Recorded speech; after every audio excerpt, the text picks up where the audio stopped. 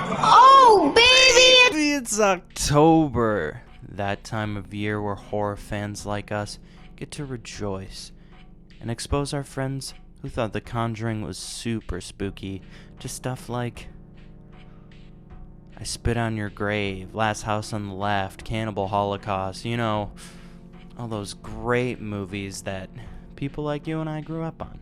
And with this Halloween season being exponentially spookier, given that the world is on fire, I took it upon myself to concoct you a list of 20, that is right, 20 spooky and scary movies that you can watch with your friends this Halloween season.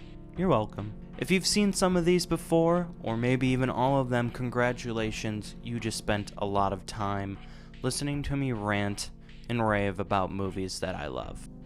This list will be divided into 5 categories. We have the classics, new school, disturbing, atmospheric, and just good old-fashioned fun horror films that you can, invite little Jimmy over and you guys can just have a grand old time. Anyways, I'm Hunter, and this is Film Decay, the channel where I'll talk about movies that just make me feel something good, maybe pull something off the shelf to talk about, but yeah, this is just where I will get to vent about my love for film. So, let's get into it. The first category I'm going to go into is classics. These are the you haven't seen these movies, get your ass on it right now kind of movies. These movies are timeless and home to inspiration for all the new horror innovators these days like Robert Eggers and Ari Aster. Yes, I'm an Ari Aster simp. And that one guy at Blumhouse that just keeps putting out dog turd after dog turd. The first classic I'm going to talk about here is David Cronenberg's Videodrome. David Cronenberg, the godfather of body horror and Canadian film icons, probably best known movie. The only other movie that I know that would probably be more known than this is Scanners. Videodrome is an absolute fever dream from 1983, starring James Woods and freaking Debbie Harry from Blondie. While this flick submerges you into the seedy underworld of TV executives, it is simultaneously hitting you with some of the most unsettling and disturbing images that I have ever seen in a movie. All the while, mama birding you themes of our addiction to television, desensitization, and government corruption. This is, in my opinion, Cronenberg's masterpiece. It perfectly blends sci-fi and horror with Cronenberg's no-nonsense directing style just to make one of the most compelling cult classics in horror there are. Next up on this list is Clive Barker's and Bernard Rose's beautifully twisted take on modern-day folklore, Candyman. Candyman is one of those films in recent years that still can just creep audiences out and keep them guessing throughout the entirety of its runtime. I only watched it for the first time, maybe 6 months ago, and it was a trip. I'd always heard about needing to watch Candyman, and I was not disappointed in the slightest. Tony Todd's Candyman creates one of the most unforgettable and eerie horror characters in the last 30 years. He absolutely commands every scene that he is in.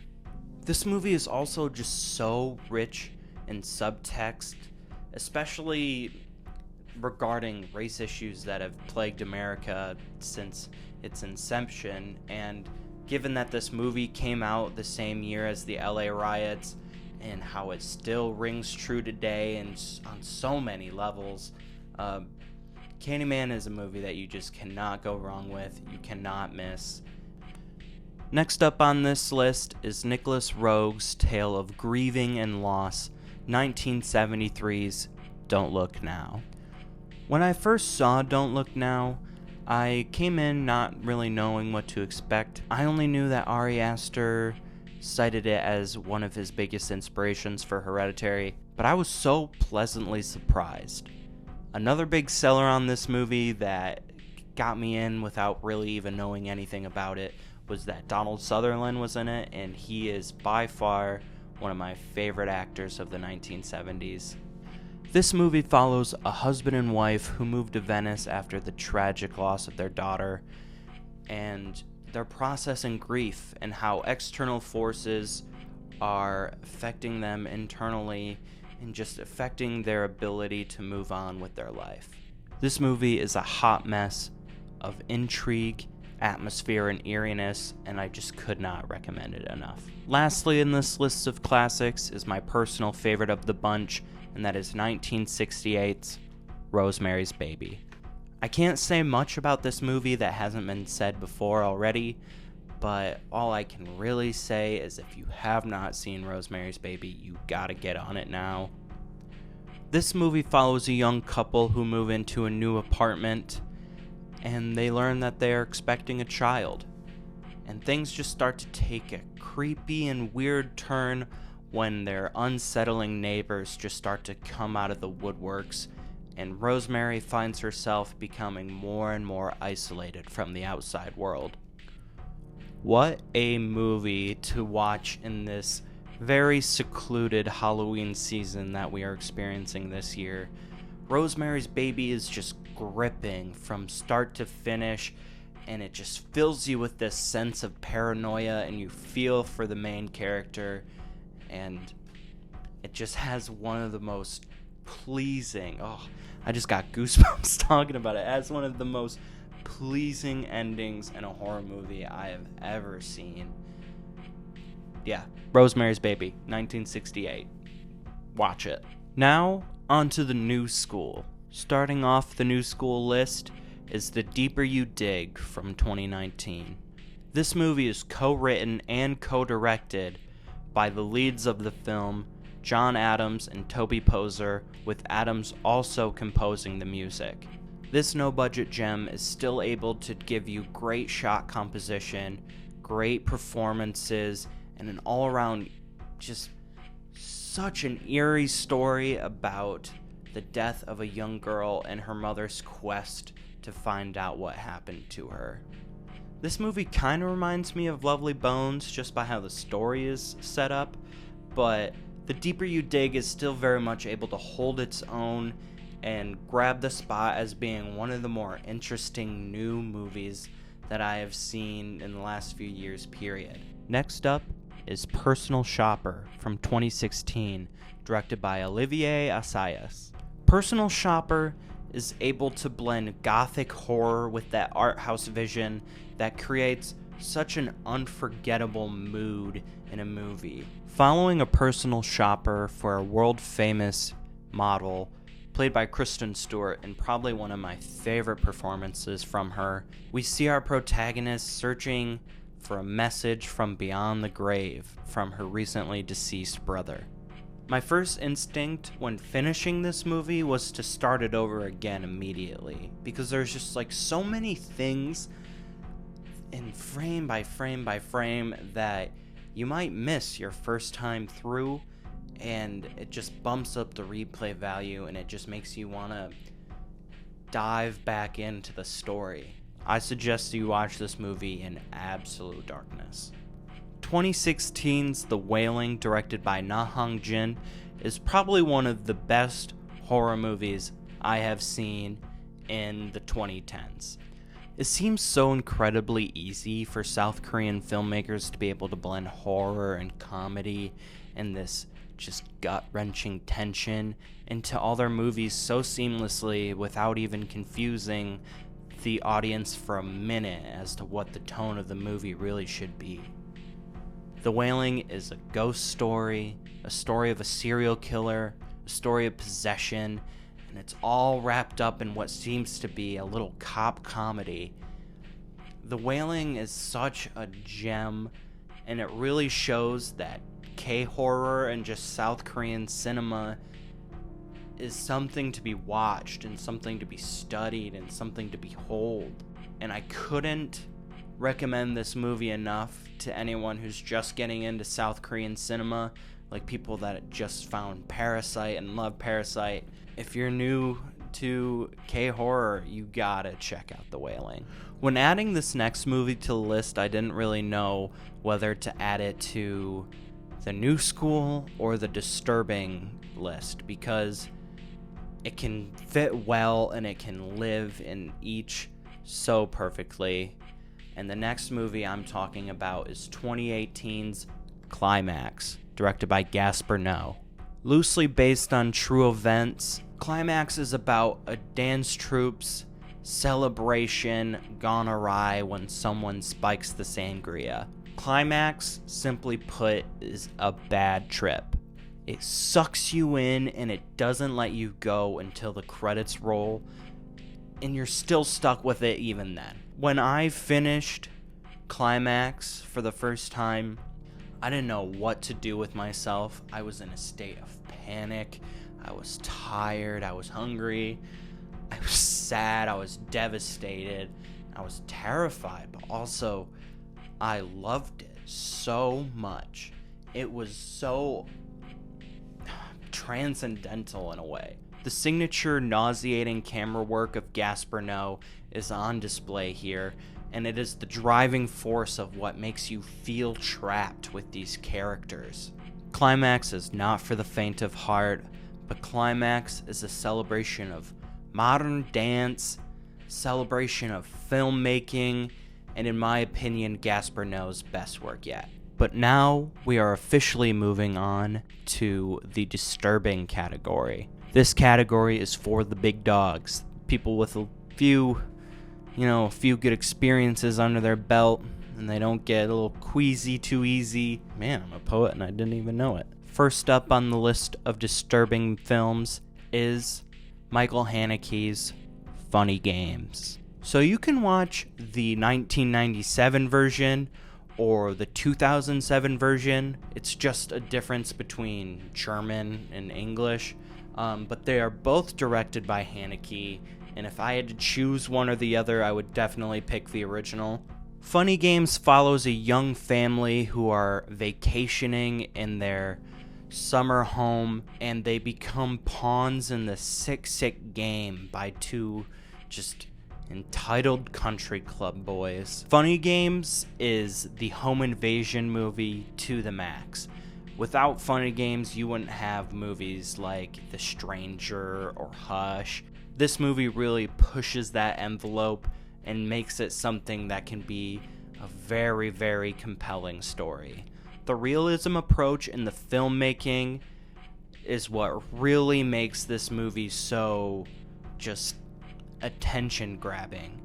The camera won't move, won't cut for minutes, and it'll just sit there stagnant, and it just sucks you into the movie, and it will not let you go, and it just makes you so much more invested in what is happening to the family. This movie will make you very wary of those little boys in some Vineyard Vines t-shirts around your neighborhood. Next up in the list of disturbing cinema is the obvious pick, and the one that everyone knows if they have ever done some kind of research into truly disturbing cinema, and that is Pier Paolo Pasolini's Salo, or the 120 Days of Sodom. Made in 1975 and released only 3 weeks after Pasolini's assassination, Salo is loosely based off of Marquis de Sade's book of the same name. Salo is a scathing takedown of fascist leaders and just fascism in general.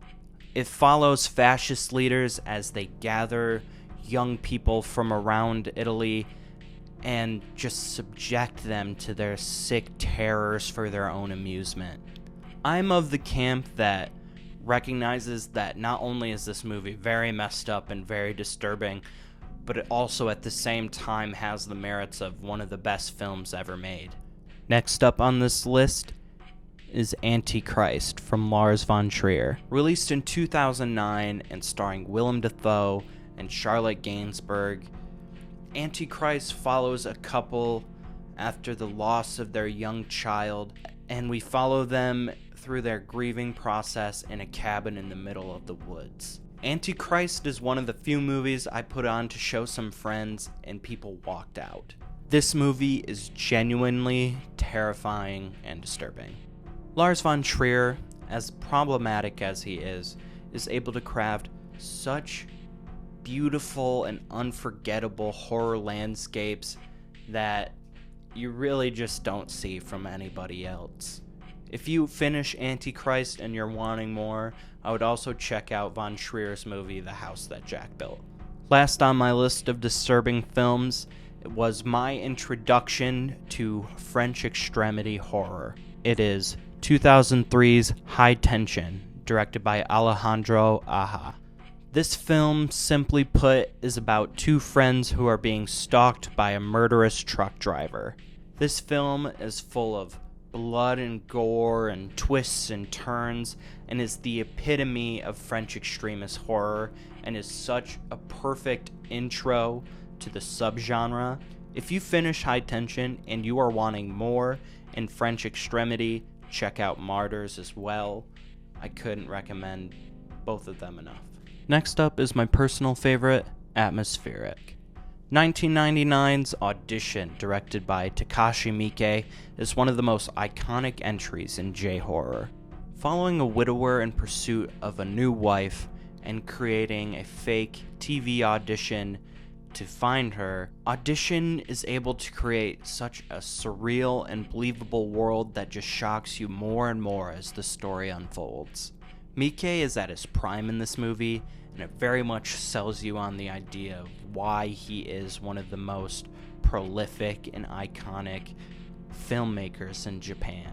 Next up on the list is a little bit of a oddball pick for a horror flick, but it is Ingmar Bergman's Hour of the Wolf. This being Bergman's only quote-unquote horror film, he brings his iconic vision and shot composition, along with cinematography from Sven Nykvist, to make one of the most ethereal and surreal films in his entire catalog. From the opening dialogue, you are brought into such an unsure and dark world, which in my opinion rivals the other best horror film from that year, Rosemary's Baby. Containing some of the most surreal and dark and eerie visuals I've seen in a Bergman film, Hour of the Wolf is a truly unique and singular vision. Next up on the list is Shinya Tsukamoto's transcendental and enchanting body horror masterpiece, Tetsuo The Iron Man. I'm going to speak on Tsukamoto in a future video because I am just absolutely in love with this little-known director's work, but Tetsuo The Iron Man is one of the most atmospheric and original films I have ever seen. A man slowly becoming machine after a metal curse is put on him. His transformation begins to brew problems internally and externally, and this film just hits a wonderful and unforgettable climax. This movie is also host to some wonderful sequels, but Tetsuo cannot be matched in my eyes. Lastly, in the atmospheric category is my personal favorite from my personal favorite director, and that is Eraserhead. David Lynch's 1977 masterpiece, simply put, is one of the most atmospheric, if not the most atmospheric movie I've ever seen. You're transported to this dark, industrial, and surreal world that just begins to plant little seeds in your mind. To describe what Eraserhead is about would be a disservice to it, but on the base level, it is about a man who finds out that he has a child and the struggles that he faces while trying to care for this child, I guess. I cannot express how amazing Eraserhead is and how amazing the rest of David Lynch's catalog is. And lastly, finally, is just some good old-fashioned fun horror films that you can put on and everyone in the room will have a riot and no one will get too scared. Hopefully. First up on this list is House from 1997, directed by Nobuhiko Obayashi. House is one of the most unique films of all time. It is an absolute trip of uncanny kills, psychedelic editing, and just impossible twists. House is an absolute riot that could appeal to absolutely anyone, even people who aren't fans of horror, just by its unforgettable nature and its unbounding uniqueness. You must watch House if you haven't. That's all I have to say. Now on to 1973's Torso, directed by Sergio Martino. This giallo proto-slasher is such a fun time.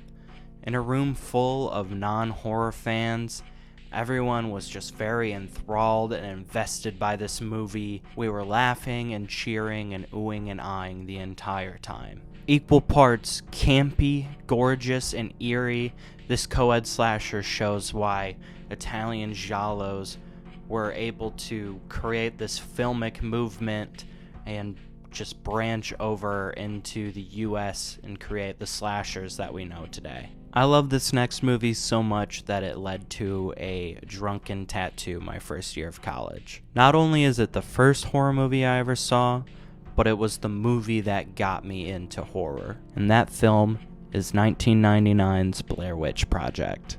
The original appeal for this movie was the question if it was real or fake, but now we really know it for the film that popularized the found footage aesthetic in horror.